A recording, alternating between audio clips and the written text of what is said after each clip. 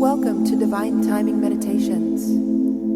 This is a verse from the Tao Te Ching. Please refer to the description box below to learn more about the Tao Te Ching and how to incorporate it into your daily life. The relaxing music here will continue for a few minutes after the verse is read aloud. Please use this time to contemplate the verse's meaning and what it means to you. Feel free to share your experience with us in the comments below. And while you're here, please subscribe to our channel to get notified about all of our self-discovery content. Now let's begin.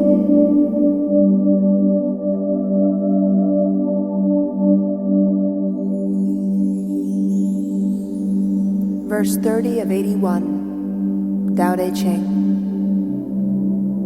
To those who would help the ruler of men by means of the way, let him not with his militant might try to conquer the world. This tactic is like to recoil. For where armies have marched, there do briars spring up. Where great hosts are impressed, years of hunger and evil ensue. The good man's purpose once attained stops at that. He will not press for victory.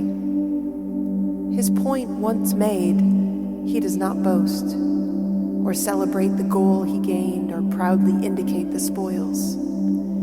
He won the day because he must, but not by force or violence.